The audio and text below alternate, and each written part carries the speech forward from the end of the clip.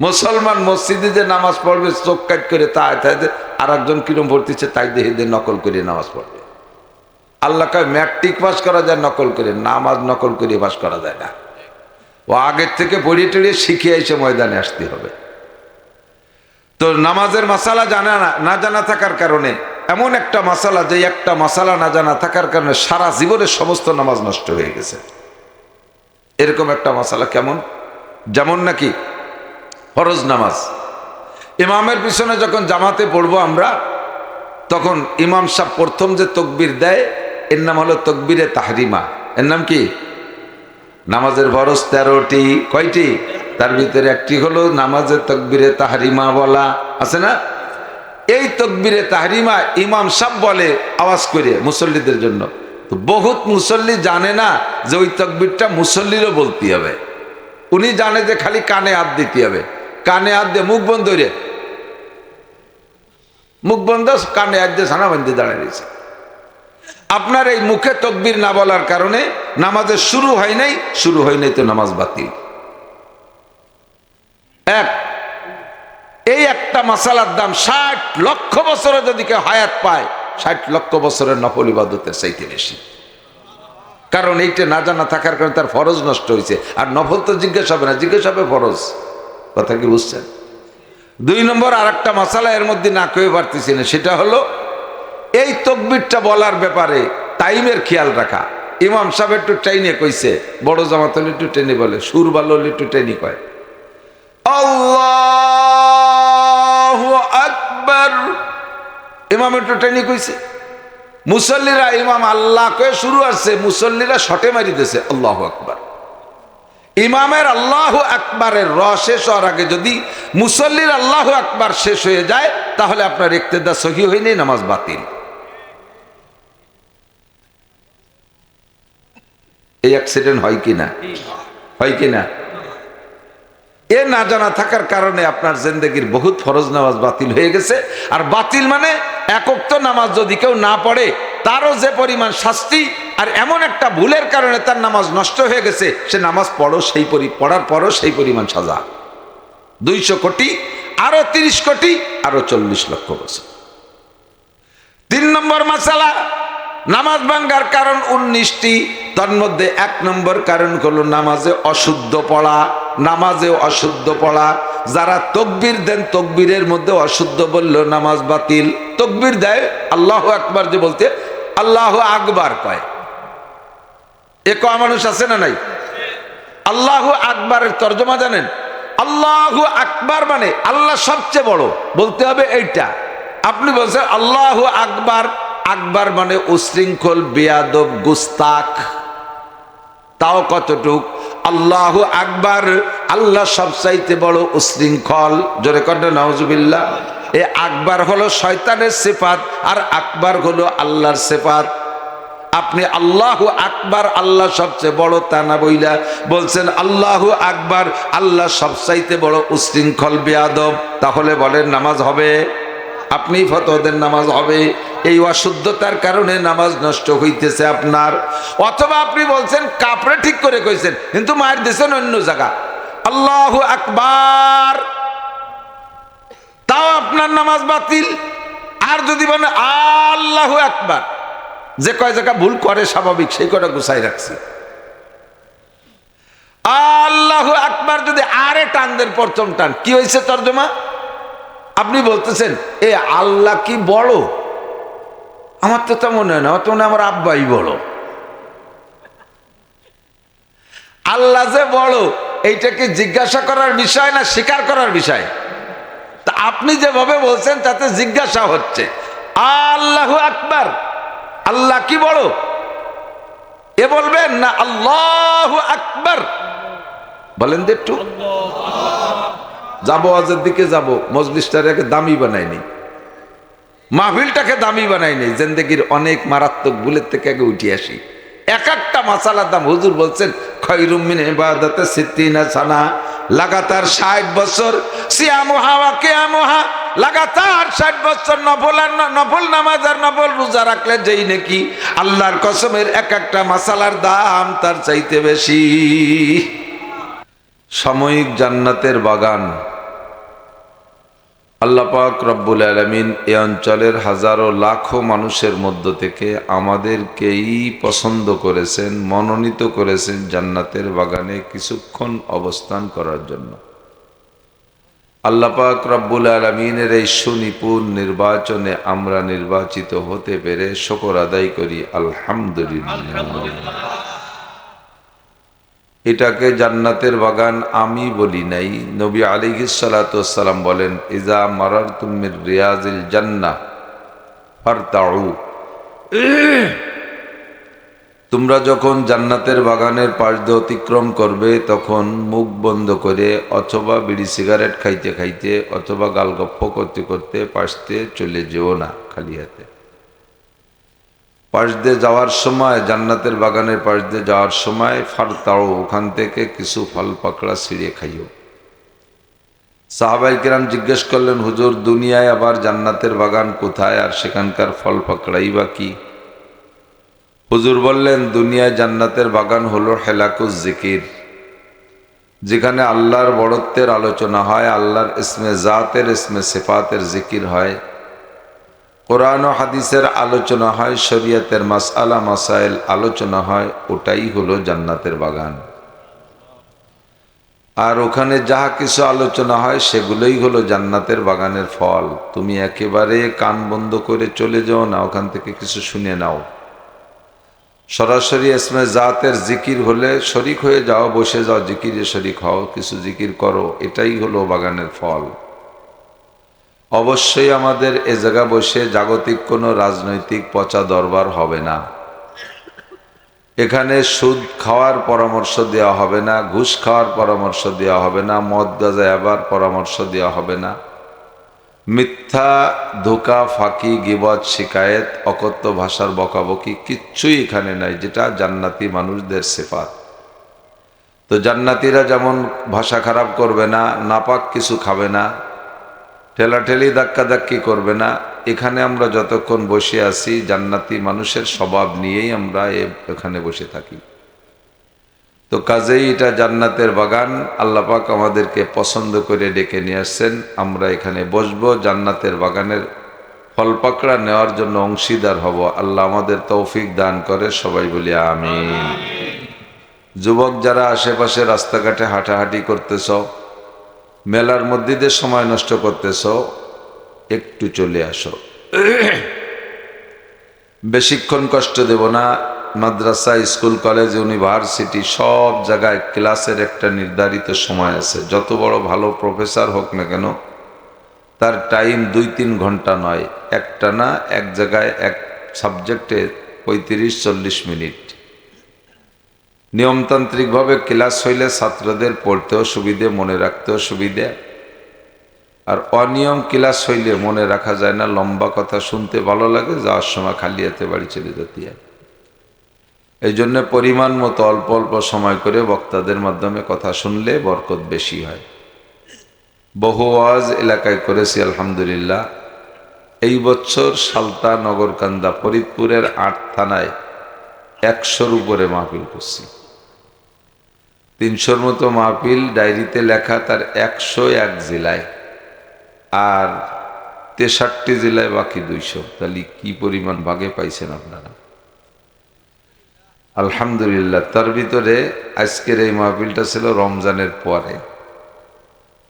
তো গত রমজানে এসেছিলাম এই ছোট্ট মহল্লা ভবুকদিয়ার এই এক মহল্লা থেকে। আলহামদুলিল্লাহ, আমার মাদ্রাসায় যে ইকরাম করছে তাতে আমি এই মহল্লাবাসীর কাছে দারুণভাবে দুর্বল হয়ে গেছি। এক মহল্লা থেকে একেবারে পাক্কা পরিষ্কার 42 মণ পিএস দিছে, যা দিয়ে আমার মাদ্রাসায় 150 বোর্ডিংয়ের ছাত্র 150 খায়। এই 150 ছেলের বোর্ডিংয়ের পিএস, সারা বছরের পিএস হইও লাস্টে 10 মণ বেশি ফেলেছি। এবার যেন ওই 10 মণ কম দিয়েন না। আন্তরিকভাবে দোয়া করছি, যা বলার না। মাঝে মাঝে পেঁয়াজের যে কত দাম গেছে তা তো আপনারা বেশি জানেন। আমরা কিনে খাতে হলি টের পাতাম কারে কয় খাওয়া। তো এ কারণে এরপরে তাৎক্ষণিকভাবে স্থানীয় মানুষের বিভিন্ন আন্তরিকতায় আমি দুর্বল হয়ে গেছি। শেষে সেই মাহফিলটা শেষ রমজানের পরেরটাকে আমি কৌশল করে কায়দা করে নড়াচড়া করে সামনে নিয়ে এসেছি। আল্লাহ একটা উপযুক্ত সময় আমাদের সেট করে দিয়েছে। আর যদি 10 দিন পরে সেট করতাম তাহলে সর্বনাশ হয়ে গেছিল, নির্বাচনে পেছিয়ে যেত। তাহলে নির্বাচনের সময় যেগুলো লেখা সেগুলো বাদ হয়ে যাবে। তো আলহামদুলিল্লাহ কর্তৃপক্ষের ইন্তজামও বড় সুন্দর, যারা পরিবেশনায় আছে তাদের মন মানসিকতা অনেক সুন্দর। এই সৌন্দর্য আমাদের ধরে রাখার তৌফিক দান করেন, সবাই বলি আমিন। আল্লাহ পাক রব্বুল আলামিন তার বিশাল সৃষ্টি ভাণ্ডার, যত সৃষ্টি আছে জগতে, খেয়াল করতে হবে আমার দিক। বিশেষ করে আমি টার্গেট করি নব্য উলামায়ে কেরাম, ছাত্র যারা মাদ্রাসার ছাত্র তাদেরকে বেশি টার্গেট করি। দুঃখের বিষয় হলো বিভিন্ন মাদ্রাসা থেকে ছাত্ররা এক মাহফিলে আসে, মাহফিল ওয়াজ শুনতে আসে না, মাহফিল দেখতে আসে। কেমন সাজলো, কেমন হলো, কেমন ডক হলো, খাবার দাবার কি আছে, যদি কিছু খাতি রেতি পাই খাইয়ে দিয়ে খানি গাপসা গাপসি করিয়ে চল যাই হয়ে গেছে। ও তো জানি যা কবি নে হয়ে গেল শেষ। কিন্তু তাদের টার্গেট করি কেন? কাব্বারানি মৌতুল কোবারা, বুড়োরা মরিয়ে আমাদের বুড়ো বানাইছে। হযরত মাওলানা হেলাল উদ্দিন শাহ হুজুর রহমাতুল্লাহ আলাইহি আমাদের ফরিদপুরের উল্লেখযোগ্য বক্তা ছিলেন। হযরত কিছুদিন আগে চলে গেছেন। তার আগে আমাদের এলাকার বক্তা সুরফার হুজুর, আলী হোসেন সাহ, মুজিবুর রহমান সাহ, গহরডাঙ্গার রুহুল আমিন সাহ, ওমর আহমদ সাহ, হাবিবুল্লাহ মিসবা সাহ, মাজহারুল ইসলাম সাহ, যশোরী হুজুর আবুল হাসান যশোরী, নানুপুরি হুজুর রহিমাহুমুল্লাহ, এই সমস্ত বড়রা ছিলেন বক্তা, তারা চলে গেছে। ওনরা যখন বক্তা, আমরা তখন কোনো জনের সময় তো শ্রোতাও না। তারপরে এসে একদল মুরব্বীদেরকে পেয়েছি যারা বয়ান করতেন, রোহানি নুরানি দিলকাশ বয়ান, দিলের থেকে বয়ান করতেন। আমরা শুনতাম, শিখতে পারি নাই তেমন কিছু। তাদের ধাঁচটা, তাদের রংটা মনে আছে।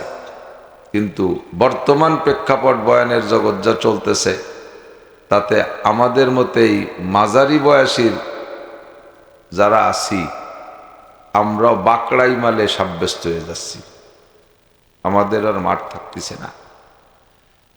ওয়াজের মাঠ হইছে গানের মাঠ, গজলের মাঠ, সুরের পাল্লা প্রতিযোগিতা।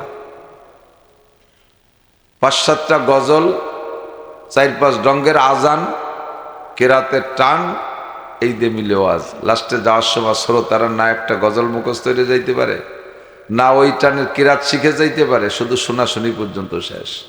অথচ হাদিসে আসছে মজলিসু ফিকিন খায়রুম মিন ইবাদাতে সিত্তিনা সানা। একটা মাসালা, অনলি একটা মাসালা যে মজলিসে আলোচনা করা হবে, একটা মাসআলা, ওই মজলিসটার দাম 60 বছর নফল নামাজ ও রোজার চেয়ে বেশি। এমন কি মাসালা যে 60 বছর লাগাতার নামাজ আর রোজা কি চারটিখানি কথা? বিরতিহীন বিরামহীন ভাবে একজন মানুষই কি এর মধ্যে আছেন যে 60 বছর রোজা রাখতেছেন, নফল রোজা? 60 বছর ফরজ নামাজের পরে যে ফাঁক টাইম, আপনারও টের পাচ্ছেন না, আমিও তো টের পাচ্ছি। আমি তো কোশ্চিনে বয়, এর নাম সালতানায় গন্ডগোল লেগে গেল, হচ্ছে না কিন্তু ভালো। তো 60 বছর এই তো আছে, তো তোমার রাতের হে কাজ করো, কে পয়সা দেবো না। 60 বছর নফল নামাজ একটা না পড়নেওয়ালা মানুষ সারা পৃথিবীতেও পাওয়া যাবে না। খেয়াল করতেছেন? একটা মাসালা আলোচনা করলে তার দাম 60 বছর নফল নামাজ ও রোজার চেয়ে বেশি। কেন বেশি? নফল তো নফলই, সামনে আসতেছে না শবে বরাত, সারা রাত 1 রাকাত নফল নামাজও পড়বেন না। খোদার কসম, কিয়ামতের ময়দানে আল্লাহ পাক আপনাকে কোনো জায়গায় আটকাবে না। এই শবে বরাতে নামাজ পড়িস নেই কেন, ভিন্ন বসবেন না, আবার জায়গা মতো বলে দেব। তবে নফল ইবাদত থাকলে তার বেনিফিট আছে, তার প্রতিদান আছে, সেটা পাবেন। ইন্নাল আবদা ইয়াতাকাররাবু ইলাইয়া বিন নওয়াফিল, হাদিসে কুদসি। আল্লাহ পাক বলেন, নফল ইবাদতের মাধ্যমে বান্দা আমার নৈকট্য লাভ করে। বাকি নফল ইবাদত সম্পর্কে জিজ্ঞাসা করা হবে না। থাকলে নৈকট্য লাভ হবে, না থাকলে হবে না, কিন্তু ফরজ সম্পর্কে জিজ্ঞাসা হবে। আউয়ালু মা ইউহাসাবু বিহিল আবদু ইয়াউমাল কিয়ামাতিস সালাহ, কিয়ামতের ময়দানে সর্বপ্রথম জিজ্ঞাসা হবে খামসু সালাওয়াত, 5 ওয়াক্ত নামাজ। এই নামাজ জমা দাও, নামাজ জমা দাও, নামাজের খাতা আগে দেখাও। দেখাইতে দেখাইতে দেখাইতে নামাজ কমপ্লিট, বেশ সব ওয়াক্তই ঠিক আছে। একেবারে ফেরেশতারা স্লোগান দেওয়া শুরু করে দিয়েছে। দেখেন না, সামনে তো নির্বাচন আসতেছে, সেদিন সে রাত্রি বসবেন কায়দা কারে কয়, আর পিছনেও গেছেন বুঝা আছে। ইউনিয়নে 9টা ওয়ার্ড আছে, 2 জন প্রার্থী চেয়ারম্যান, তো 8 ওয়ার্ড ভোট গুনাগুনি হয়ে গেছে, তাতে 1 চেয়ারম্যান আগায় আছে, 500 ভোটে আগায় আছে। 1 ওয়ার্ড গুনতে বাকি আছে। দেখবেন ওই আগানু পার্টি স্লোগান দিয়ে মিছিল দিয়ে পুরো ইউনিয়ন রে একেবারে গরম করে ফেলে। এত হয়ে গেছে, আরে 1 ওয়ার্ড অন্তর্জিত পই যত কমই হোক। কিন্তু ওই ওয়ার্ড যদি ঠগা চেয়ারম্যান যদি সরকার দলের হয়, তাহলে ওই ওয়ার্ড কয় যে এটা এই জায়গাতে গুণা হবে না, এ ভোট হলো ফরিদপুর নিয়ে গুনতে হবে। এ কৌশল আছে না? তো পুরো গুনার আগেই যখন একেবারে কানায় কানায় চলে যায়, সেই সময় থেকে স্লোগান শুরু হয়ে যায়। একটা লোকের সব হিসাব করতে করতে যখন দেখে যে সব ওকে, সব ওকে, ফজর আছে, জোহর আছে, আসর আছে, 500 ওয়াক্ত, 5000 ওয়াক্ত ফজরের নামাজ, জি ঠিক আছে, 5000 ওয়াক্ত জোহর ঠিক আছে, 5000 ওয়াক্ত আসর ঠিক আছে, 5000 ওয়াক্ত মাগরিব ঠিক আছে, 5000 ওয়াক্ত ঈশা, গুনতি যে 1 ওয়াক্ত কম আছে। তো এই 1 ওয়াক্ত কম থাকার ভিতর দিয়ে ফেরেশতারা স্লোগান দেবে জান্নাতি বলে, জান্নাতি জান্নাতি ইনি জান্নাতি, স্লোগান দিতে থাকে। যখন 1 ওয়াক্ত নামাজ কম পড়ে গেছে, এবার ফেরেশতারা একটু দুর্বল হয়ে গেছে। ফেরেশতারা কিন্তু বান্দার পক্ষে। আল্লাহ পাক বলবে কি ব্যাপার, স্লোগান কম কেন? আল্লাহ 1 ওয়াক্ত নামাজ নাই। আল্লাহ পাক বলবেন 1 ওয়াক্ত নামাজ নাই মানে? তাহলে পাঠায় দাও 2,88,00,000 বছর জাহান্নামে পুড়িয়ে আসুক। ফেরেশতারা বলবে যে আল্লাহ, ওনার আমল নামায় তো বহুত কোরআন শরীফ তিলাওয়াত আছে, 500 খতম কোরআন শরীফ আছে, ও দিয়ে দিলে হবে না? আল্লাহ কয় না না, কোরআন শরীফের নাকি আলাদা দেবা। ওনার আমল নামায় 500 নফল রোজা আছে, ওটা দিয়ে দেবো। কয় নফল রোজার প্রতিদান আলাদা দেবা। 10টা উমরা আছে, উমরার নাকি আলাদা দাও। 2টা হজ আছে, নাকি আলাদা দাও। 500 কুরবানি করা আছে, ওর নাকি আলাদা দাও। জিকির আছে 10 লক্ষ, ওর নাকি আলাদা দাও। তাহলে এই গ্যাপ পুরো করবো কি দিয়ে? ওটা নামাজই লাগবে। কি লাগবে? নামাজ লাগবে। নামাজের প্রতি নামাজের গ্যাপ নামাজ দিয়ে বন্ধ করতে হবে। এখন খুঁজে পায় না, খুঁজতে খুঁজতে খুঁজতে খুঁজতে পাইছে নফল নামাজ আছে আমল নামে মেলা। কি আছে? নফল নামাজ আছে। এই নফল নামাজও যদি থাকে, তাহলে নফল নামাজ দিয়ে ফেরেশতাদেরকে আল্লাহ বলবেন যে নফল নামাজ দিয়ে ফরজের গ্যাপ বন্ধ করে দাও। জোরে কন্যা সুবহানাল্লাহ। নামাজ দিয়ে নামাজ সারা যাবে, রোজা দিয়ে নামাজ সারা যাবে না। নামাজ আছে ওভারলোড, বহু নামাজ আছে, কিন্তু 5টা রোজা মিস আছে। কি করা যায়? রোজা দিয়ে রোজা শোধ দিতে হবে, নামাজ দিয়ে রোজা শোধ দেওয়া যাবে না। নামাজ দিয়ে রোজা শোধ দেওয়া যাবে না। নামাজ ফেলাইতে হবে, নামাজ দিতেই হবে। কতক্ষণ? তো সারা জীবনের যত নফল নামাজ আছে, 1 রাকাত নফল নামাজও যদি না পড়েন, তাহাজ্জুদ না পড়েন, ইশরাক না পড়েন, আওয়াবিন না পড়েন, চাষ না পড়েন, শবে বরাতে পড়েন নাই, শবে কদরে পড়েন নাই, কোনো সময় নফল পড়েন নাই, খোদার কসম কেউকে কিয়ামতে ব্যারিকেড দেওয়া হবে না, আটকানো হবে না। কিন্তু ফরজ নামাজ 1 ওয়াক্ত কম থাকতে ছাড়া হবে না। এবার এই ফরজ নামাজের ভিতরে একটা মাসালা আছে, একটা বলে আমি ওয়াজের দিক চলে যাবো। একটা উদাহরণস্বরূপ বলছি যে ওয়াজ কি দরকার। আমরা ওয়াজের ভিতরে নানান তা করে শেষ করি, কারণ মুসলিম সমাজ তো অনেক বড়, ইসলামী শরীয়ত অনেক বড়, এক মাঠে এক কথা বলি, মূল কথাগুলো অনেক সময় বাদ পড়ে যায়। তো ওয়াজ হওয়া দরকার ছিল যেগুলো, তার একটা হলো এই মাসআলাগুলো আলোচনা করা। বহুত মানুষ আছেন এর ভিতরে নামাজের সম্পূর্ণ মাসালাগুলো জানেন না। 2 রাকাত নামাজ পড়তে সর্বনিম্ন ইমামে আবু হানিফার জামানায় 12,000 মাসআলা। 12,000-এর 12,000 কয়জন জানেন? 1200 জানেন, 12-20 জানেন, 12 গুন্ডাও জানি না, ঠিক না? এমন মানুষ আছে 12টা মশলাও জানে না। মুসলমান মসজিদে যে নামাজ পড়বে চোখ কাট করে তাই আর একজন কিরম ভর্তিছে তাই দেখে দিয়ে নকল করে নামাজ পড়বে। আল্লাহ কয় ম্যাট্রিক পাস করা যায় নকল করে, নামাজ নকল করে পাস করা যায় না।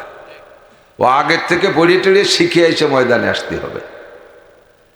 তো নামাজের মাসালা না জানা থাকার কারণে এমন একটা মাসালা, যে একটা মাসালা না জানা থাকার কারণে সারা জীবনের সমস্ত নামাজ নষ্ট হয়ে গেছে। এরকম একটা মাসালা কেমন? যেমন নাকি ফরজ নামাজ, ইমামের পিছনে যখন জামাতে পড়বো আমরা, তখন ইমাম সাহেব প্রথম যে তকবীর দেয় এর নাম হলো তকবীরে তাহরিমা। এর নাম কি? নামাজের ফরজ 13টি, কয়টি? তার ভিতরে একটি হলো নামাজের তকবীরে তাহরিমা বলা, আছে না? এই তকবীরে তাহরিমা ইমাম সাহেব বলে আওয়াজ করে মুসল্লিদের জন্য। তো বহুত মুসল্লি জানে না যে ওই তকবীরটা মুসল্লিরও বলতে হবে। উনি জানে যে খালি কানে হাত দিতে হবে, কানে হাত দিয়ে মুখ বন্ধ রে, মুখ বন্ধ, কানে হাত দিয়ে সানা বান্ধে দাঁড়িয়ে রয়েছে। আপনার এই মুখে তকবীর না বলার কারণে নামাজের শুরু হয় নাই তো নামাজ বাতিল।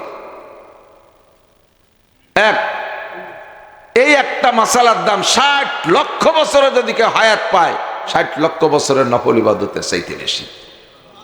কারণ এইটা না জানা থাকার কারণে তার ফরজ নষ্ট হয়েছে। আর নফল তো জিজ্ঞেস হবে না, জিজ্ঞেস হবে ফরজ। কথা কি বুঝছেন? 2 নম্বর আর একটা মাসালা এর মধ্যে না কয়ে পারতেছি না, সেটা হলো এই তকবীরটা বলার ব্যাপারে টাইমের খেয়াল রাখা। ইমাম সাহেব একটু ট্রেনে কইছে, বড় জামাত হলে একটু ট্রেনে বলে, সুর ভালো হলে একটু ট্রেনে কয় আল্লাহু আকবার, ইমাম একটু ট্রেনে কইছে। মুসল্লিরা ইমাম আল্লাহ কয়ে শুরু আসছে, মুসল্লিরা শটে মারি দিয়েছে আল্লাহু আকবার। ইমামের আল্লাহু আকবারের শেষ হওয়ার আগে যদি মুসল্লির আল্লাহু আকবার শেষ হয়ে যায়, তাহলে আপনার ইক্তেদা সহি হয়নি, নামাজ বাতিল। এই অ্যাক্সিডেন্ট হয় কিনা? হয় কিনা? এ না জানা থাকার কারণে আপনার জিন্দেগির বহুত ফরজ নামাজ বাতিল হয়ে গেছে। আর বাতিল মানে এক ওয়াক্ত নামাজ যদি কেউ না পড়ে তারও যে পরিমাণ শাস্তি, আর এমন একটা ভুলের কারণে তার নামাজ নষ্ট হয়ে গেছে, সে নামাজ পড়ার পরও সেই পরিমাণ সাজা। 200 কোটি, আরো 30 কোটি, আরো 40 লক্ষ বছর। 3 নম্বর মাসালা, নামাজ ভাঙ্গার কারণ 19টি। তার মধ্যে 1 নম্বর কারণ হলো নামাজে অশুদ্ধ পড়া। নামাজে অশুদ্ধ পড়া, যারা তকবীর দেন তকবীরের মধ্যে অশুদ্ধ বলল নামাজ বাতিল। তকবীর দেয় আল্লাহু আকবার, যে বলতে আল্লাহু আকবার কয়, এ কয় মানুষ আছে না নাই? আল্লাহু আকবারের তর্জমা জানেন? আল্লাহু আকবার মানে আল্লাহ সবচেয়ে বড়, বলতে হবে এইটা। আপনি বলছেন আল্লাহু আকবার, আকবার মানে উশৃঙ্খল, বেয়াদব, গুস্তাখ। তাও কতটুক? আল্লাহু আকবার, আল্লাহ সবচাইতে বড় উশৃঙ্খল। জোরে কর নাউজুবিল্লাহ।